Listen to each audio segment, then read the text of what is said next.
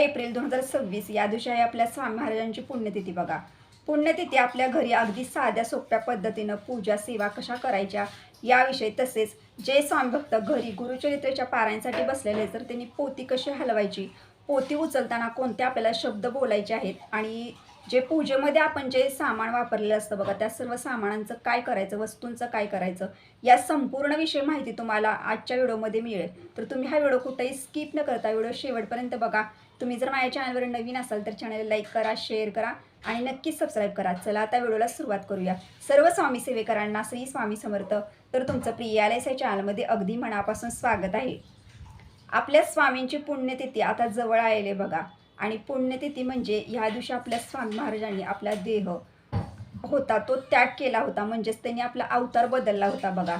आपले स्वामी महाराजांनी ह्या दिवशी आपल्याला एक संदेशही दिला होता की हम गया नाही जिंदा आहे, आणि हे स्वामींचं वाक्य प्रत्येक स्वामी भक्तानं लक्षात ठेवायचं आहे. कधीही आपल्यातून गेलेलं नाही, ते कायम आपल्या सोबतच आहे, आणि अजूनसुद्धा प्रत्येक भक्ताला ते अजूनही आपला अनुभव, आपली प्रचिती हे देत असतात बघा. त्यासाठी सांगते की स्वामी महाराज कायम आपल्या सोबत आहेत. स्वामी महाराजांची पुण्यतिथी का साजरी करतात, किंवा त्या दिवशी बघा, आता आपण 7 दिवसाचं गुरुचरित्राचं पारायण घरामध्ये केलेलं आहे, तर त्या दिवशी आपल्याला उद्यापन कसं करायचं आहे, उद्यापनामध्ये किती नैवेद्य बनवायचे आहेत, खूप अशा छोट्या मोठ्या गोष्टी आहेत ज्या महिलांना माहिती नसतात. त्या संपूर्ण विषय माहिती देणारा व्हिडिओसुद्धा आपल्या चॅनलवरती आहे बघा, कालच अपलोड झालेला आहे, तर तो तुम्ही नक्कीच एकदा बघून घ्या सर्वांनी. आता घरी स्वामी महाराजांची पुण्यतिथी कशी साजरी करायची आहे, कोणता स्वामींना नैवेद्य आपण अर्पण करायचं ह्याविषयी तुम्हाला सर्व गोष्टी सांगते. तर बघा, पहिल्यांदा आपल्या घरामध्ये, प्रत्येक स्वामी भक्ताच्या घरामध्ये स्वामींची एक छोटीशी मूर्ती असते किंवा स्वामींचा एक फोटो असतो बघा. तर आपल्याला सकाळी काय करायचं, सकाळी लवकर उठायचं. त्या दिवशी आहे पुण्यतिथी स्वामींची म्हटल्यानंतर सकाळी लवकर उठून आपल्याला केंद्रामध्ये जाऊन जे काय अध्ययन आहे ते सर्व पठण करून घरी यायचं आहे. घरी आल्यानंतर तुम्हाला स्वामींची पूजा किंवा देवपूजा वगैरे सर्व करून घ्यायचं आहे. आता तुम्हाला सांगते, ज्या महिला जे दादा घरामध्ये पारायणासाठी बसलेले आहेत त्यांनी सकाळी लवकर उठायचं आहे. लवकर उठल्यानंतर महिलांनी जी काही कामं असतील ती करून घ्यायची आहेत. लवकर तुम्हाला पहाटे 4 वाजता 3:30 वाजता उठावं लागणार आहे त्या दिवशी. तेव्हा झाल्यानंतर बघा, घरामध्ये स्वच्छ झाल्यानंतर तुम्हाला तुमचे अध्ययन करून घ्यायचे पहिल्यांदा, आणि अध्ययन पठण झाल्यानंतर आपल्याला देवपूजा करून घ्यायची आहे बघा. तर आता स्वामींची मूर्ती असेल तर मूर्तीला अभिषेक करायचा आहे, पंचामृताचा अभिषेक करायचा आहे. अभिषेक चुकवायचा नाही. पंचामृताचा अभिषेक करत असताना आपल्याला पुरुष सुक्ताचं, स्त्री सुक्ताचं पठण करायचं आहे. शक्य असेल तर तुम्ही 16 वेळा पुरुष सुक्ताचं पठण करा, 16 वेळा स्त्री सुक्ताचं पठण करा. फलश्रुती अभिषेक करत असताना पठण करायची नसते, या गोष्टी लक्षात ठेवा. जर तुम्हाला 16 वेळा पठण करणं शक्य नसेल तर तुम्ही 1 वेळा पठण तरी सुद्धा चालेल. फोटो असेल तर फोटो स्वच्छ पाण्याने पुसून घ्यायचा. स्वामींच्या फोटोला, स्वामींच्या मूर्तीला आपल्याला न चुकता हिना तर लावायचा आहे. अष्टगंध लावून घ्यायचा. त्यानंतर सर्व देवांना सुद्धा अभिषेक करून घ्यायचा आहे. सर्व देवांना सुद्धा पंचामृताचा अभिषेक करून घ्यायचा. सर्व देवांची पूजा करायची देवघरामध्ये व्यवस्थित. त्यानंतर आपल्या घरामध्ये जी फुलं असतील ती सर्व फुलं आपल्याला देवाला, स्वामी महाराजांना, मूर्तीला, फोटोला अर्पण करून घ्यायची आहेत बघा. आता त्या दिवशी स्वामींची पुण्यतिथी आहे बघा, विशेष लक्षात ठेवा. स्वामींच्या आवडीच्या वस्तू स्वामींना अर्पण करा. स्वामींना त्या दिवशी सोनचाफा अर्पण करा, झेंडूचं फूल अर्पण करा, गुलाबाचं फूल अर्पण करा, जाई, जुई, मोगरा अर्पण करा. ह्यातली जी स्वामींना आवडीची फुलं आहेत बघा, त्यातलं एक तरी फूल स्वामींना नक्की तुम्ही अर्पण करा. देवपूजा झाल्यानंतर घंटानाद वगैरे सर्व करून घ्यायची. त्यानंतर बघा, जे केंद्रामध्ये बसले त्यांच्यासाठी मी सांगत आहे ह्या सर्व. आता ज्यांचं सांगता उद्यापन असेल त्यांना सर्व सांगितलेलं आहे कालच्या व्हिडिओ मार्फत मी सर्व. तर केंद्रामध्ये जे असतात बघा त्यांच्यासाठी घरी येऊन तुम्ही सगळं देवपूजा वगैरे सर्व करून घ्यायची आहे, आणि त्यानंतर तुम्हाला स्वामींसाठी नैवेद्य बनवायचा आहे. आपल्याला स्वामी महाराजांच्या पुण्यतिथी दिवशी स्वामींना सकाळी संध्याकाळी जेवणाचा नैवेद्य अर्पण करायचाच आहे. तुम्हाला साधी चपाती बनवणं शक्य असेल आणि त्यामध्ये घेवड्याच्या शेंगाच्या भाजीचा समावेश करा. आता तुम्ही सकाळी जर तुम्हाला शक्य नाही घेवड्या शेंगाची भाजीचा नैवेद्य अर्पण करणं, तर तुम्ही संध्याकाळच्या जेवणामध्ये सुद्धा घेवड्या शेंगाच्या भाजीचा नैवेद्य अर्पण करू शकता. सकाळी चपाती बनवू शकता, किंवा तुमच्या घरामध्ये जी भाजी आहे थोडंसं दूध घ्या एका वाटीमध्ये, आणि तो नैवेद्य जरी स्वामींना तुम्ही सकाळी अर्पण केला तरी सुद्धा चालेल. आता ह्या दिवशी आहे स्वामींची पुण्यतिथी बघा. तर आता संध्याकाळी तुम्हाला घेवड्या शेंगाची भाजी करायची आहे, आणि जो काही नैवेद्य तुम्ही घरामध्ये चपाती, साधी, वरण, भात, भाजी ह्याचा नैवेद्य बनवलं, तर संध्याकाळी तुम्हाला स्वामींची आरती करायची. गणपतीची आरती करा किंवा दत्त महाराजांची आरती करा, आणि त्यानंतर तुम्ही नैवेद्य हा स्वामींना अर्पण करू शकता संध्याकाळी. आता पूजा कशी करायची, साधी सोपी पद्धतीने पूजा कशी करायची, सेवा कशी करायची, हे नैवेद्य कोणता अर्पण करायचं, सर्व मी तुम्हाला सांगितलं. आता हे जे सांगितलं मी म्हणजे सकाळचा आणि संध्याकाळचा नैवेद्य दोन्ही टाईम दाखवताना तुळशीपत्राचा वापर करून नैवेद्य अर्पण करायचं. तर हे मी केंद्रामध्ये जे बसलेले असतात, कारण केंद्रामध्ये कसं असतं, केंद्रामध्ये जी महिला किंवा जे दादा बसतात तिथं नैवेद्य वगैरे सर्व हे त्या सेवेकऱ्यांमार्फत दाखवले जातात. चहारी नैवेद्य तिथे सर्व करून घेतात. पण आपण घरी बसलेलो नाही, याचा अर्थ घरात आपल्याला काहीच करायचं नाही का, तर असं करू नका.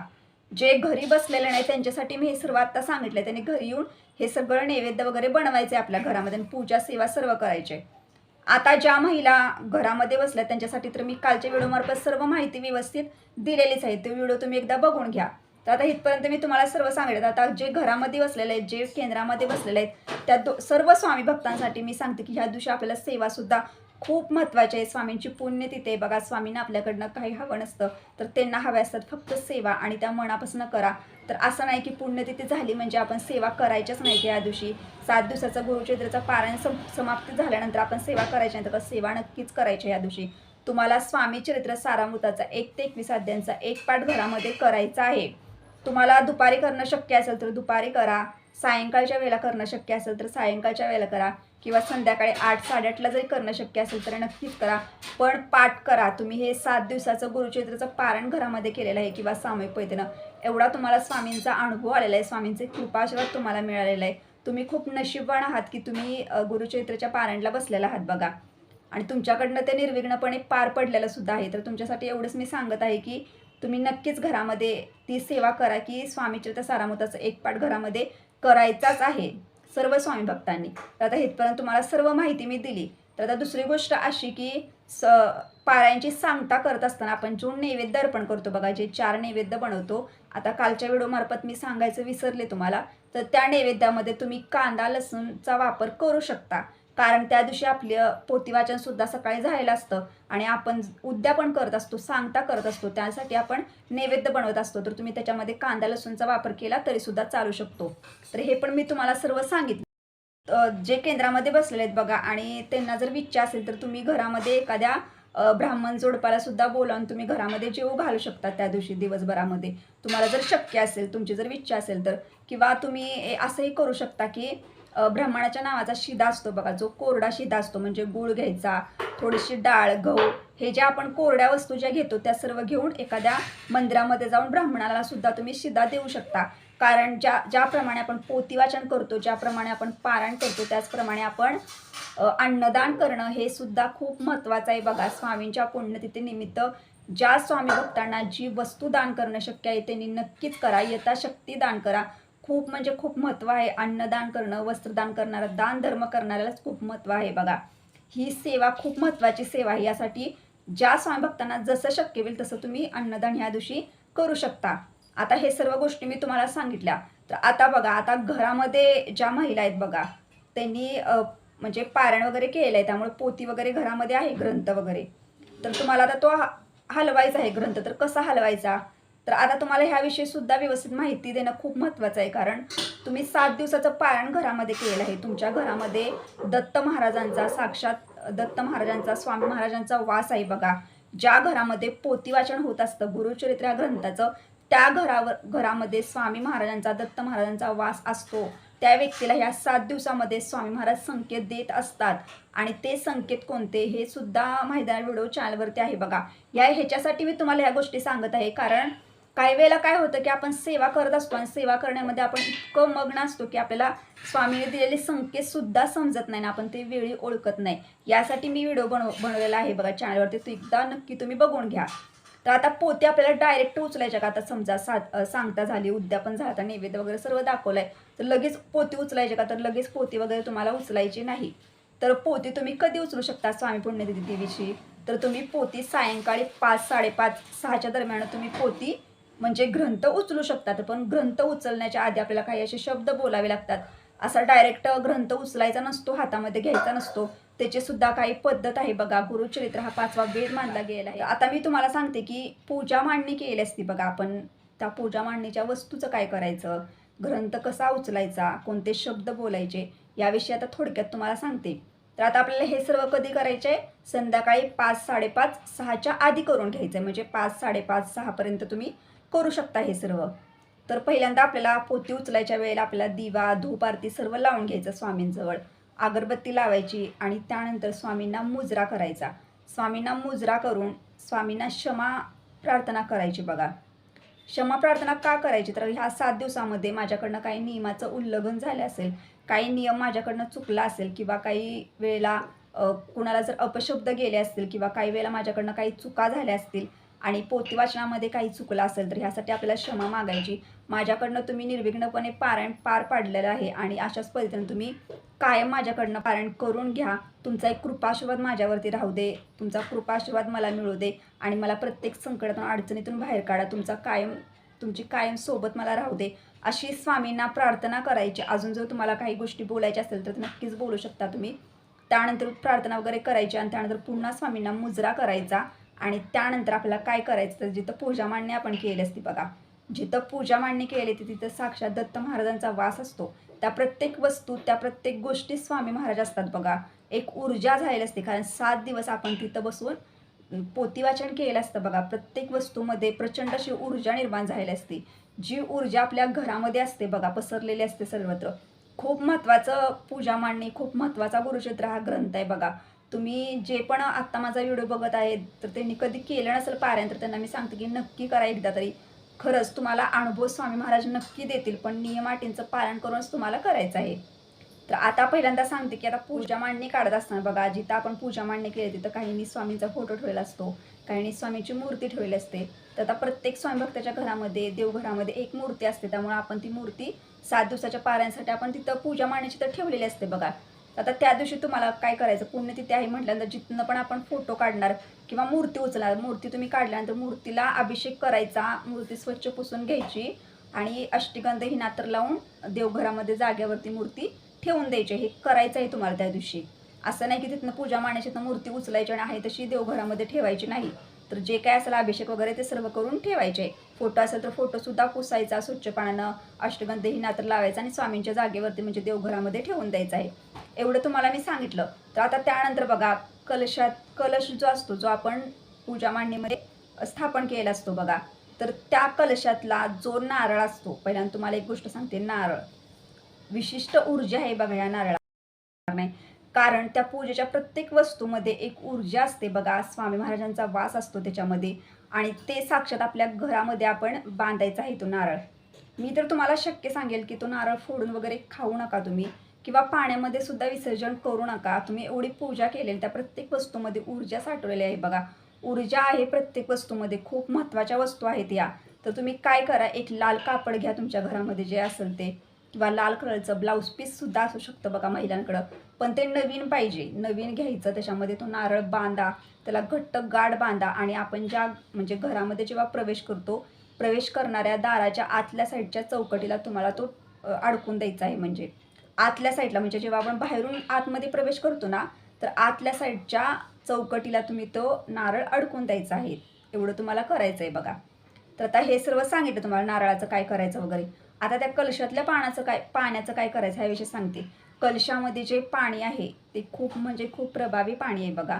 कलशातील पाणी जे आहे ते तुम्हाला घरामधील कानाकोपऱ्यामध्ये शिंपडून द्यायचं आहे. फक्त टॉयलेट बाथरूम सोडून सर्वत्र शिंपडून द्यायचं आहे. आणि शिंपडत असताना पण काळजी घ्या की चुकून त्याच्यावरती कुणाचा पाय पडायला नको त्या पाण्यावरती शिंपडत असताना. या गोष्टींची काळजी घ्या. थोडं हुंबरट्यावर सुद्धा शिंपडा त्यातलं पाणी. आणि आता खूप जास्त पाणी असतं बघा कलशामध्ये, त्यामुळे आपण जास्त किती शिंपडू शकणार ना, थोडंसं प्रमाणात आपण शिंपडणार. तर आता ते पाणी काय करायचं, तर तुमच्या घराच्या बाल्कनीमध्ये जी छोटी छोटी झाडं असतात बघा, लक्ष देऊन तुम्हाला त्या पाण्याचा वापर करायचा आहे. काही वेळेला काय होतं की ह्या गोष्टी तुम्हाला असं वाटतं की काही नाही, पण तुम्ही 7 दिवस तिथं पूजा मांडणी केलेली असते. 7 दिवस तुम्ही इतक्या प्रभावी ग्रंथाचं पारायण तुमच्या घरामध्ये झालं आहे. त्यामुळे ह्या प्रत्येक वस्तूमध्ये एक विशिष्ट ऊर्जा आहे. काळजीपूर्वक वापर करा ह्या वस्तूंचा. ते कलशाच्या खाली जे तांदूळ असतात बघा, ते तांदळाचं काय करायचं आहे, तर तुम्हाला ह्याच्या आधी पण मला व्हिडिओमध्ये कमेंट आलेले की ताई तांदळाचं काय करायचं. तर त्यांना मी सांगते की तांदूळ जे असतात बघा, जर तुम्हाला जर शक्य असेल, तुमच्या घरामध्ये जर छोट्या छोट्या चिमण्या वगैरे असतील किंवा जे असतील की जिथं तुम्ही ते तांदूळ घालणार आणि ते खाणार आहे, ते तांदूळ जणू की तिथं आपण ठेवायचे नाही नुसतं, जर ते खाणारे असे काही पक्षी प्राणी असतील तुमच्या घरामध्ये, तर त्यांना तुम्ही ते तांदूळ खाऊ घालू शकता. नसतील तर ते तांदूळ ना तुम्ही वाहत्या पाण्यामध्ये सोडून द्या. असं करा. घरात कुठेही असं इथं तिथं ठेवू नका की जेणेकरून ते खराब होतील पुन्हा. तर कलशामध्ये जी सुपारी असते बघा, ती सुपारीसुद्धा तुम्ही एखाद्या वेळेला आपण जी पूजा मांडणी करतो बघा, आता मार्गशीर्ष महिन्यातली पूजा मांडणी करतो किंवा इतर वेळेला आपण पूजा मांडणी घरामध्ये करतो, तर तिथंसुद्धा ती सुपारी तुम्ही पुन्हा पूजेमध्ये वापरू शकता. आता त्यानंतर ₹1 नाणं जे असतं त्याचं काय करायचं पाण्यामध्ये म्हणजे कलशामध्ये, तर ते नाणं तुम्ही ₹1 खर्च करू नका. तुमच्या घरामध्ये जी तुमचं सोनं नाणं काय असेल, तर त्या ठिकाणी ते ₹1 नाणं तुम्ही ठेवू शकता तुमच्या तिजोरीमध्ये किंवा तुम्हाला जर इतर वेळेला पूजा मांडणी करता त्यावेळेला सुद्धा तुम्ही ₹1 नाणं ते वापरू शकता. अशा प्रकारे तुम्ही सर्व करू शकता. सर्व झाल्यानंतर आपल्याला ग्रंथ उचलायचा आहे बघा. आता ग्रंथ उचलताना आपल्याला शब्द बोलायचे आहेत, तर ते शब्द कोणते कोणते शब्द आहेत याविषयी तुम्हाला मी सांगेन. तर ग्रंथ आपल्याला हलवत असताना बघा, पहिल्यांदा आपल्याला मुजरा वगैरे करायचा. त्यानंतर पोतीवरचे जे वस्त्र असतं ते म्हणजे काढून घ्यायचं, म्हणजे पोती थोडी ओपन करायची. त्यानंतर ती पोती अशी आपल्याला उचलायची आहे बघा, हळूवार अशी उचलायची. आपल्या हातात व्यवस्थित ग्रंथ घ्यायचा, आपल्या समोर धरायचा असा. आणि त्यानंतर आपल्याला बोलायचं आहे की श्री स्वामी समर्थ महाराज की जय, श्री गुरुदेव दत्त, श्री त्र्यंबकेश्वर महाराज की जय, गंगा गोदावरी माता की जय. त्यानंतर हा ग्रंथ आपल्या छातीजवळ म्हणजेच आपल्या हृदयाजवळ आपल्याला धरायचा आहे आणि त्यानंतर बोलायचं आहे बघा, श्री स्वामी समर्थ महाराज की जय, श्री गुरुदेव दत्त, श्री त्र्यंबकेश्वर महाराज की जय, गंगा गोदावरी माता की जय. हे 2 वेळा झालं बघा. आता तिसऱ्यांदा तो ग्रंथ आपल्या डोक्यावरती ठेवायचा आहे आणि डोक्यावरती ठेवून आपल्याला तो ग्रंथ धरायचा आहे आणि त्यानंतर बोलायचं आहे की श्री स्वामी समर्थ महाराज की जय, श्री गुरुदेव दत्त, श्री त्र्यंबकेश्वर महाराज की जय, गंगा गोदावरी माता की जय. हे बोलायचं आणि त्यानंतर तो ग्रंथ डोक्यावरचा एखाद्या साईडला म्हणजे दुसऱ्या पाटावरती वगैरे ग्रंथ ठेवून द्यायचा. ग्रंथ जमिनीवर वगैरे फरशीवरती ठेवायचा नाही किंवा जिथं आपण पूजा मांडणी केली होती, जिथं आपण पहिला ग्रंथ ठेवला होता त्या जागेवरती सुद्धा ग्रंथ ठेवायचा नाही. साईडला एखादा पाट घ्यायचा आणि त्याच्यावरती ग्रंथ ठेवायचो बघा. तो ग्रंथ आपल्याला झाकून ठेवायचा आहे आणि ती पोती आपल्याला तुम्ही ज्या ठिकाणी पवित्र जागा आहे बघा तुमच्या घरामध्ये त्या ठिकाणी तुम्हाला ग्रंथ उघडा ठेवायचा नाही, तर ग्रंथावरती आपल्याला जे वस्त्र होतं ते व्यवस्थित ग्रंथ झाकून वगैरे त्या साईडला पवित्र जागेतच ठेवायचा आहे. कारण तुमचा इतर वेळेला तिथं हात लागणार नाही आणि तो ग्रंथ आपल्याला ज्या वेळेला आपण पारायण करतो त्याच वेळेला आपल्याला तो ग्रंथ त्या ठिकाणावरतून बाहेर काढायचा आहे. इतर वेळेला आपल्याला ग्रंथाला स्पर्श करायचा नाही आणि हे लगेच आपल्याला करून घ्यायचं आहे. त्या दिवशी ग्रंथ वगैरे जागेवरती ठेवून द्यायचं आहे. तर आता इथपर्यंत तुम्हाला सर्व सांगितलं. त्यानंतर तुम्ही दिवा वगैरे जे असेल तुमचं ते देवघरामध्ये उचलून ठेवा. मला जर हा व्हिडिओ आवडला असेल तर लाईक करा, शेअर करा आणि छोटंसं हाईप करा आणि चॅनलवर जर नवीन असेल तर नक्की चॅनलला सुद्धा सबस्क्राईब करा. भेटूया आता नेक्स्ट व्हिडिओमध्ये. सर्व स्वामी सेवेकरांना श्री स्वामी समर्थ.